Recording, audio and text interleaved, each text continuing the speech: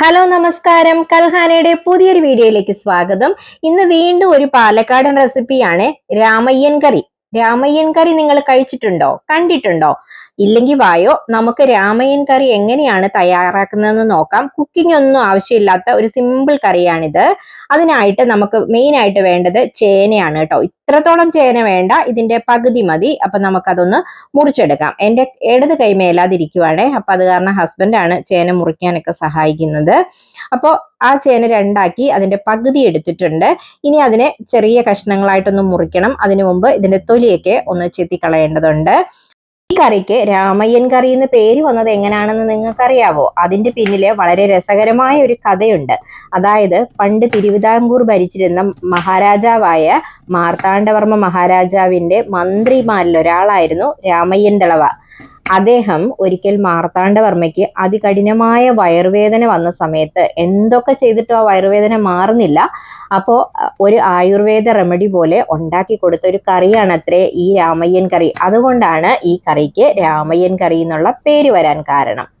ഈ കറി ഞാൻ ആദ്യമായിട്ട് കഴിക്കുന്നത് എൻ്റെ ഒരു പാലക്കാടൻ ഫ്രണ്ടിന്റെ അടുത്ത് നിന്നാണ്.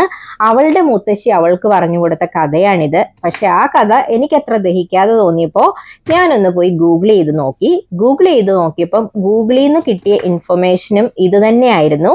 രാമയ്യൻ ദളവ മാർത്താണ്ഡവർമ്മയ്ക്ക് വയറുവേദന വന്നപ്പോൾ ഉണ്ടാക്കി കൊടുത്ത കറിയാണെന്ന്.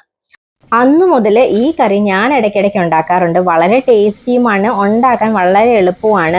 കാരണം കുക്കിംഗ് ഒന്നും ആവശ്യമില്ലാത്തതുകൊണ്ട് നമുക്കിത് പെട്ടെന്ന് ഉണ്ടാക്കിയെടുക്കാൻ പറ്റും. ചോറിൻ്റെ കൂടെ മാത്രമല്ല, ഞാൻ ദോശയുടെ കൂടെയും ഒക്കെ ഈ കറി കഴിക്കാറുണ്ട്.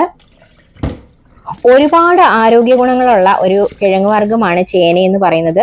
ഇതിനകത്ത് ഫൈബർ ധാരാളം അടങ്ങിയിട്ടുള്ളത് കൊണ്ട് തന്നെ ഇത് ദഹന പ്രക്രിയ മെച്ചപ്പെടുത്തുന്നു. അതുകൊണ്ട് തന്നെ ആവണം ബുദ്ധിമാനായ രാമയ്യൻ ദളവ ചേന ചേർത്തിട്ട് ഒരു റെസിപ്പി ഉണ്ടാക്കി കൊടുത്തത്. അപ്പൊ എന്ത് തന്നെയാണേലും നമ്മളത് കഴുകിയെടുത്തിട്ട് അത് പുളിവെള്ളത്തിൽ ഒന്ന് സോക്ക് ചെയ്ത് വെക്കുവാണ്. ഒരു അരമണിക്കൂർ മുതൽ 1 മണിക്കൂർ വരെ നമ്മളതൊന്ന് സോക്ക് ചെയ്ത് വെക്കുവാണ്. കഷ്ണങ്ങളെല്ലാം ഈ പുളിവെള്ളത്തിൽ മുങ്ങിക്കിടക്കത്തക്ക രീതിയിൽ. കാരണം ചേനയ്ക്ക് ചൊറിച്ചിലുണ്ടാവുമല്ലോ, അപ്പൊ ആ ചൊറിച്ചിലൊന്ന് മാറ്റാൻ വേണ്ടിയിട്ടാണ് ഇങ്ങനെ പുളിവെള്ളത്തിൽ ഇട്ട് വെക്കുന്നത്. അരമണിക്കൂർ കഴിഞ്ഞപ്പോൾ ഞാൻ ആ പുളിവെള്ളം എല്ലാം ഊറ്റിക്കളഞ്ഞ് അത് ഒന്നുകൂടി ഒന്ന് നന്നായിട്ട് കഴുകിയെടുക്കാൻ പോവുകയാണേ. അങ്ങനെ കഴുകിയെടുത്ത ചേന കഷ്ണങ്ങളെല്ലാം നമ്മൾ ഒരു മിക്സിയുടെ ജാറിലേക്ക് ഇട്ട് കൊടുക്കുവാണ്. ഇത് വേവിക്കൊന്നും വേണ്ട കേട്ടോ, പച്ചക്കാണ് നമ്മൾ അരച്ചെടുക്കുന്നത്.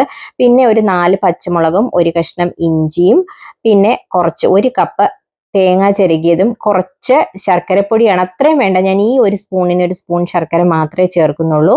അപ്പം ഇഞ്ചിയും പച്ചമുളകും അതിലേക്ക് ചേർത്ത് കൊടുത്തു. നമ്മൾ ചിരകി വെച്ച നാളികേരം ചേർത്ത് കൊടുക്കുന്നുണ്ട്. കൂട്ടത്തില് ഒരു കുഞ്ഞു സ്പൂണ് ശർക്കരപ്പൊടിയും കൂടെ ചേർത്ത് കൊടുക്കുന്നുണ്ട്. ഇനി നമുക്ക് വേണ്ടത് ഉപ്പാണ്. ഉപ്പും തൈരുമാണ്. കട്ട തൈര് ഞാൻ കുറെ എടുത്തിട്ടുണ്ട്. അപ്പോൾ ഉപ്പ് 1 ടീസ്പൂൺ ഞാൻ ചേർത്ത് കൊടുത്തു. തൈരും ചേർത്ത് കൊടുക്കുന്നുണ്ട്.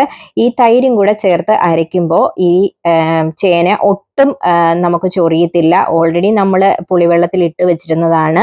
അതെല്ലാം കൂടെ നന്നായിട്ടൊന്ന് അരച്ചെടുത്ത് ഞാൻ ഇവിടെ കൊണ്ടുവന്നിട്ടുണ്ട്. നല്ല കട്ടിക്കാണ് ഞാനിത് എടുത്തേക്കുന്നത്. നിങ്ങൾക്ക് വേണമെങ്കിൽ ഒഴിച്ചുകറി പോലെ ഉണ്ടാക്കിയെടുക്കാം. ഇത് പക്ഷെ ചോറിൻ്റെ കൂടെ ഒരു ചമ്മന്തി പോലെ കഴിക്കത്തക്ക രീതിയിലാണ് ഉണ്ടാക്കിയെടുത്തേക്കുന്നത്. ചൂട് ചോറും നെയ്യും ഈ രാമയ്യൻ കറിയും ഒരു പപ്പടവും ഉണ്ടെങ്കിൽ ഊണ് കുശാലായി. ചിലരൊക്കെ ചേന ഒന്ന് ഹാഫ് ബോയിൽ ചെയ്തിട്ടോ ചുട്ടിട്ടോ ഒക്കെ ഇത് അരയ്ക്കുന്ന കണ്ടിട്ടുണ്ട്. പക്ഷെ അതിൻ്റെ ഒന്നും ആവശ്യമില്ല. ഇങ്ങനെ ചെയ്യുമ്പോഴാണ് ഇതിന് ടേസ്റ്റ് കൂടുന്നത്. അപ്പോൾ ഈ റെസിപ്പി നിങ്ങൾ ഇതുവരെ തയ്യാറാക്കി നോക്കിയിട്ടില്ലെങ്കിൽ ഒന്ന് തയ്യാറാക്കി നോക്കുക. എന്നിട്ട് എന്നെ ഫീഡ്ബാക്ക് അറിയിക്കണം. Thank you, by.